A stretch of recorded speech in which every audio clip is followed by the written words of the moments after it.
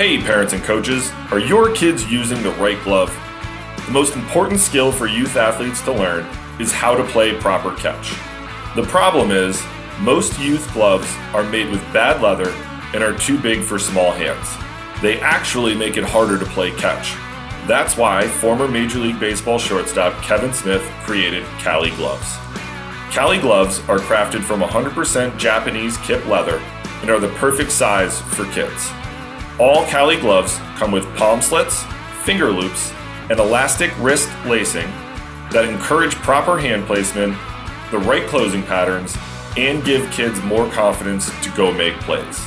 Cali gloves even allow parents to break in the glove without stretching out the fit. It's the glove Kevin wishes he had growing up, and the glove all his teammates want for their kids. Visit caligloves.com to learn more and help your kids play better catch. That's Cali Gloves, Kali gloves.com.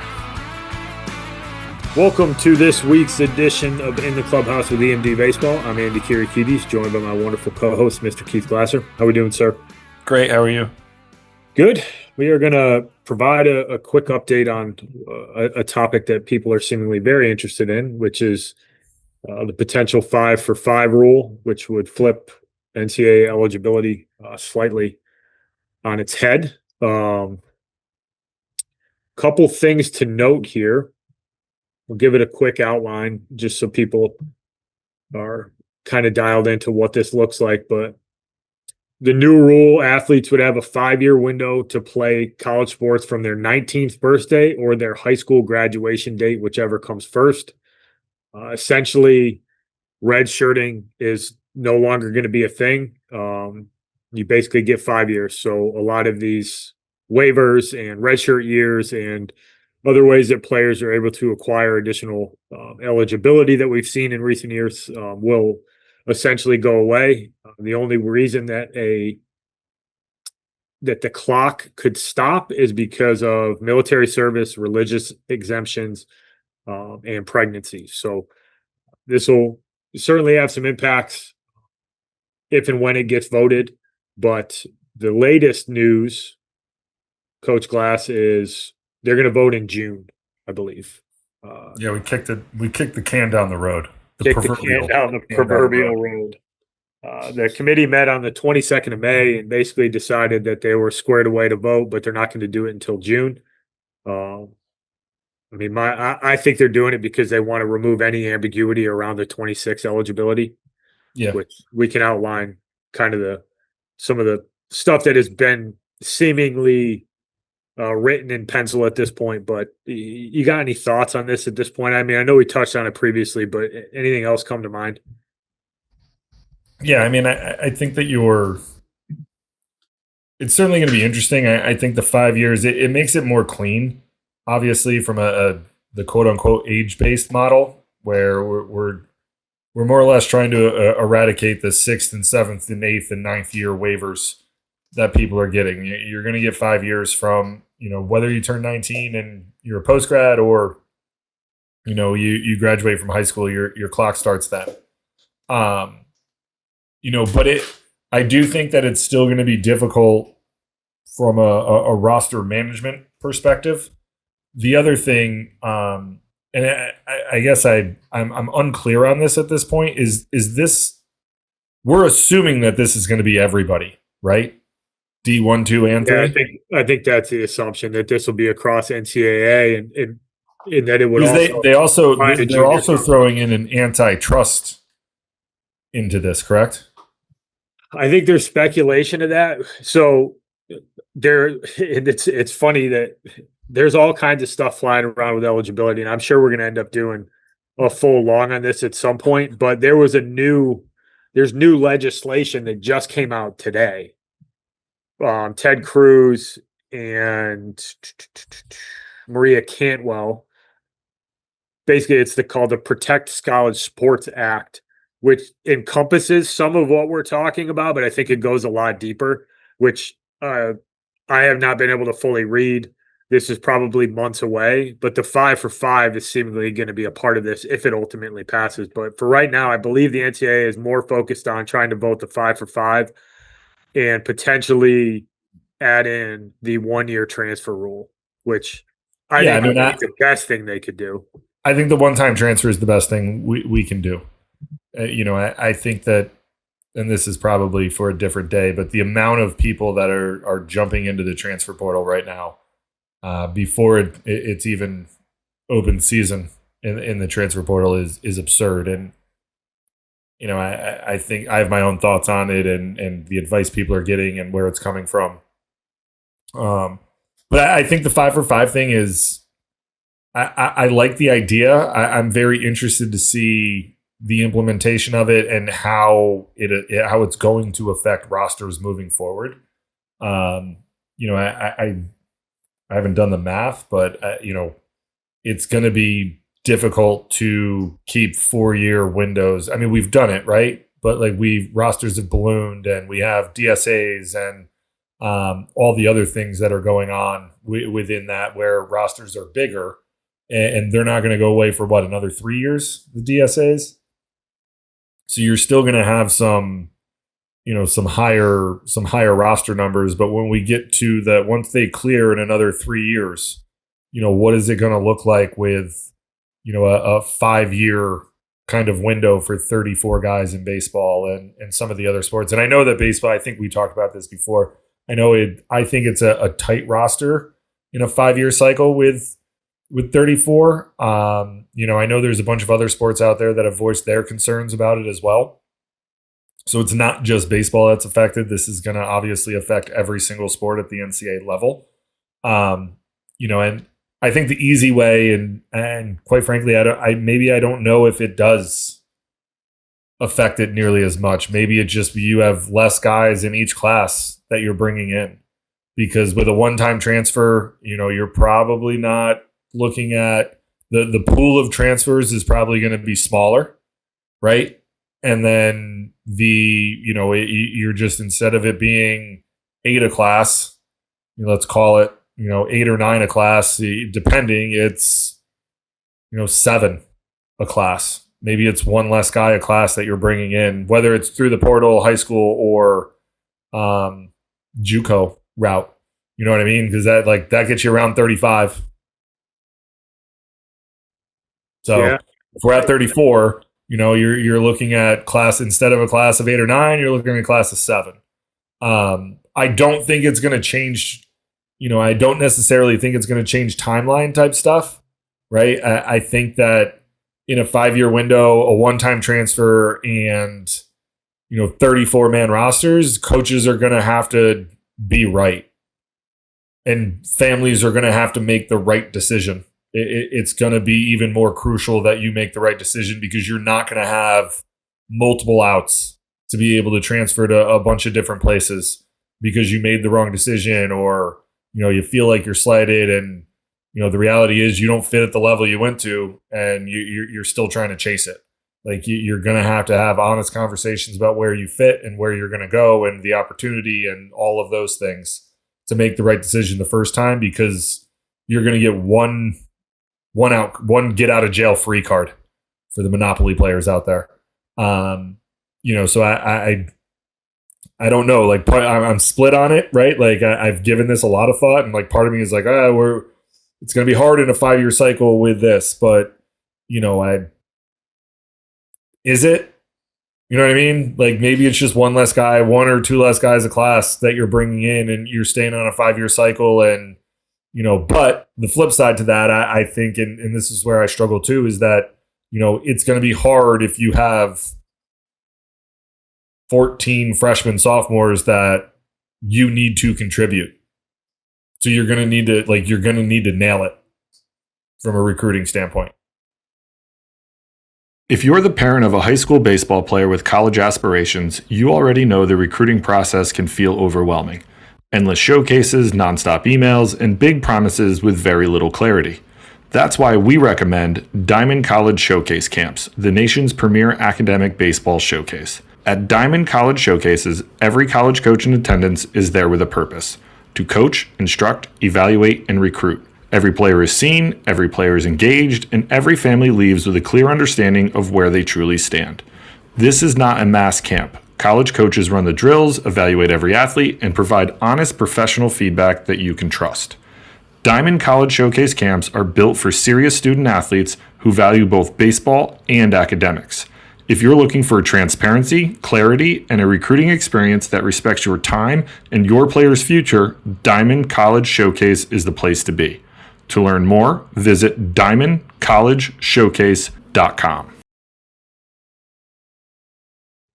Yeah, it's the 1-year transfer and this potentially coming into play is really interesting to me because, as we know, the transfer portal it can happen multitude of ways, right? Guys can go in because it's not the right fit. Guys go in because they think they got a chance to kind of level up, and then there's guys who are in the portal because the coach says, "Hey, man, it's not going to work out here," and how that ultimately works will be interesting because I think what'll happen. This is baseball specific for me. I'm not well versed enough to talk about all the other sports, but I think the reality for college baseball is that most programs aren't going to keep guys for 5 years. If you're at name whatever SEC school and you're a 5th-year senior, that scenario to me is really rare because you're either probably good enough to play professional baseball or you're probably not good enough to help them and they're going to tell you to go somewhere else because they're going to go get somebody who can. And then I think most college guys who play at the mid or lower level Division I schools, if you're a good player at, say, Marist, our alma mater, right, and you're there for 4 years and you've put together a nice career there, you're probably doing your 5th year somewhere else. So I don't know how many guys ultimately stay on rosters for that 5th year, which brings me back to the portal, which I think will become, I don't know if it'll be quite as bad as COVID, but you're going to have 3 classes of kids who are going to get that 5th year. And I doubt most of those kids are going to finish their career at the same school that they started one way or another. They're either going to get told that they don't fit, they're going to look to level up, or they're going to go somewhere where they have a chance to play. Or if it's that 5th year, you probably try to go level up or maybe pursue a graduate degree that is very specific to something that you're looking at. So I think you're going to see a logjam in the portal, at least for the first couple of years, and then it might start to normalize a little bit. But to your point, as long as there's a 34-man roster that was designed for a 4-year attrition model, it's going to be a logjam. And I think this idea, and I've bounced this idea off a dozen plus college coaches and other guys that we trust and value their opinion and have thought about this as well. I haven't had anybody think that this is going to benefit high school guys. I don't know if it hurts them, right? And I think there's a big difference. I don't think it necessarily hurts the high school guy, but I think there's this idea that's been floating around on social media that, well, if guys get a 5th year, coaches are going to be more likely to take a projectable high school kid.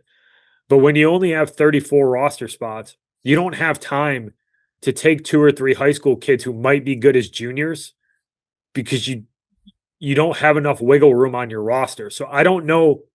I don't think it hurts high school guys, but I think this idea that a 5th year is going to be really beneficial for high school guys immediately, I think that logic is also a little bit flawed. So obviously we're going to have to see how it plays out, but I just have yet to be convinced that college coaches are all of a sudden going to be taking chances on high school guys who aren't quite ready to play for them. I don't think that is something that would be ultimately true.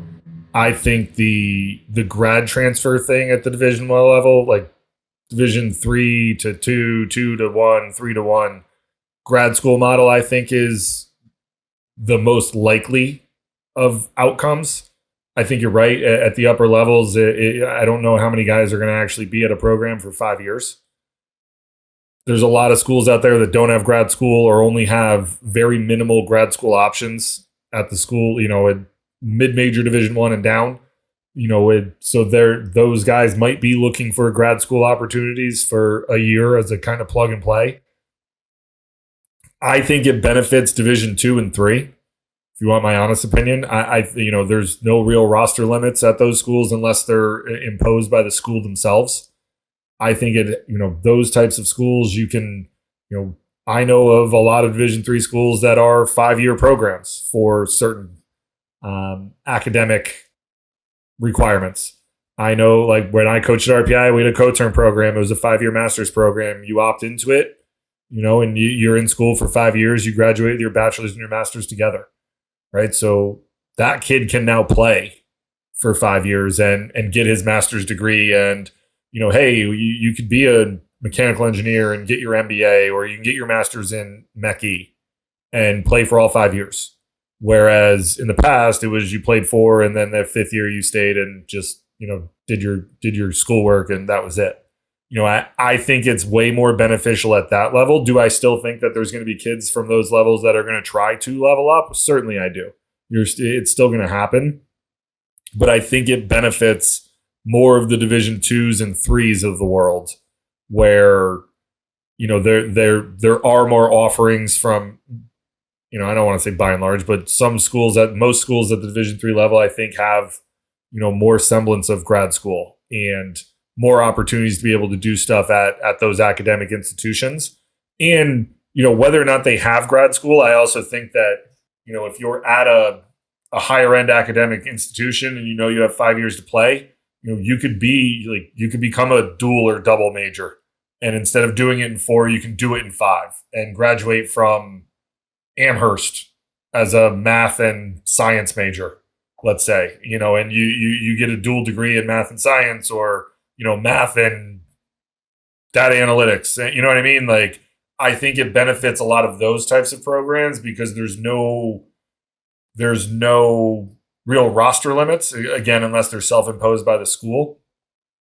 And, let's be honest, at that level where, some of those schools are not necessarily, handing out money hand over fist from a merit scholarship standpoint, they would probably like another year of someone staying on campus and paying money to tuition to that school that otherwise, under previous rules, you're out. You can't say that, Keith. You can't say that money drives decisions in college sports. Oh, I think that the toothpaste is out of the tube on that one. There's no putting it back in. But I think that it definitely benefits those types of schools more so, I think, than the Division 1s, right? Like even at Marist, again, our alma mater, like there's not a lot of grad school offerings. So, unless it's something specific to what it is that you're doing and, you're going to stay for 5 years and play, hey man, good on you. I love that place. Like I would have loved to stay a 5th year. But the reality is, there's, I know when I worked at Siena, and I don't know if it's been expanded since I left. It was a long time ago, almost 20 years. But like they really only had an MBA program. There wasn't any other real grad school offerings outside of that MBA program. So if you're a history major, let's say, you don't really have a grad school option to stay at that school for a 5th year and play. You're going to have to go elsewhere if that's what you want to do. And I also think, the flip side of this too is while the 5-and-5 is great, I think we've focused so much on football and basketball in this realm versus all the other sports. And I don't necessarily know how many 25 and 26-year-olds are rolling around college baseball. I know that a lot of people say that you should get older and do all these things. Yeah, I get it. I get the argument. But not every kid that's going to go into college, maybe it's a grandiose idea when you start of like, I got 5 years play. Not every kid is going to take advantage of that 5th year either. You know what I'm saying? Not every single kid that enters in to play college sports is going to walk out, and be like, I'm definitely playing 5. That I would argue that a good portion of kids are probably just going to take 4 and be like, hey, I'm going to get my life started. I'm not playing professionally. I'm good. Yeah, and some kids might say like, hey, I'm not playing professionally. This is the only chance I'm going to be able to do it for a 5th year, and good on you. But I think that we're we're making the assumption that every single kid who's going to go into collegiate athletics is going to do this for 5 years. And I can't get behind that idea. I think that there's going to be a lot more people that are going to be like, I'm good on 4. I'll see you. Yeah, that'll be really interesting to see how it plays out because, I mean, if you're a really productive Division I player, regardless of whatever level, you're probably going to have an option to play a 5th year. If you're an unproductive Division III guy, the market's probably not going to be as good. But there's going to be a lot of Division III guys who put together really nice careers that mature and get physical that are going to be really marketable to some Division II and some Division I programs because they're experienced, right? I was talking to a coach the other day, and this has been echoed across the board, is we don't want to be young if we don't have to be. Like, we want to develop high school guys, but we don't want to start a bunch of freshmen. And I think these 5th-year guys who will ultimately probably transfer after their 4th year at a school, I think those guys are going to be really marketable if they've been anywhere near productive. If you just keep using Maris as an example. But, if you started 175 games at Maris and were a pretty good player at that level and at that school, yeah, you might not be the most sought after transfer portal guy, but somebody's going to value the fact that you're old, you're strong, you're experienced, you've gone through 4 years of college baseball. And that's where I not worry about, but that's where I think the transfer portal could become a little bit of a logjam, with all these guys likely pursuing a 5th year somewhere else. And coaches are going to leave roster spots open for those guys. Yeah. The other thing about the portal that I think it's a little bit twisted is that coaches have to be reactionary too, right? Like if you've got 10 high school guys coming in and you're graduating 10, you're even. But then if you have 5 guys going to the portal, well, you need to go get 5 guys just to get to your roster number. And I think that that's something that's missed when people talk about the transfer portal, is that they think that it's just guys trying to stack their roster, when I think in reality, a lot of it is some of these guys would prefer not to have to use the transfer portal. But if on June 1st, you've only got 30 guys on your roster, like, you need to go find 4 guys. I think that gets missed sometimes. I think people forget that that's a part of this process. Parents, if you've ever felt overwhelmed trying to navigate youth sports, there's a new resource designed just for you, Team Match. Team Match is an online platform built to streamline how families find the right youth sports teams by location, sport, and skill level, all in one place. It also provides a safe, organized space for kids to share their accomplishments, stats, and highlights, while giving coaches and teams a clear way to connect with athletes who are the right fit. Less searching, less stress, more confidence in the process. Youth sports just got simpler for families. This is Team Match. Check it out today at teammatchsports.com. Yeah, I also think that there's something to be said about the transfer portal that we probably haven't even broached on this podcast. But when you bring up you have to be somewhat productive, there's a lot of truth in that. And I find myself seeing all these tweets, and I couldn't tell you who they are, but they pop up on my Twitter feed all the time. If you pitch at a 6 and you have a 2 whip that doesn't include the 17 hit by pitches you have, coaches look at that, and it's going to be hard to, yeah, you're older and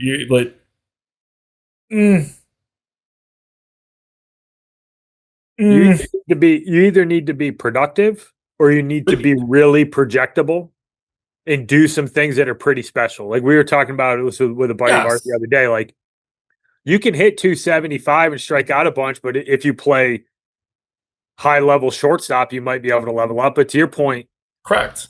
Hey, if you threw 18 innings and you walked 21 guys and people hit 360 off of you, just because you're 90 to 94, like, yeah, somebody's going to take you, but what's the market? Like, what are you trying to do?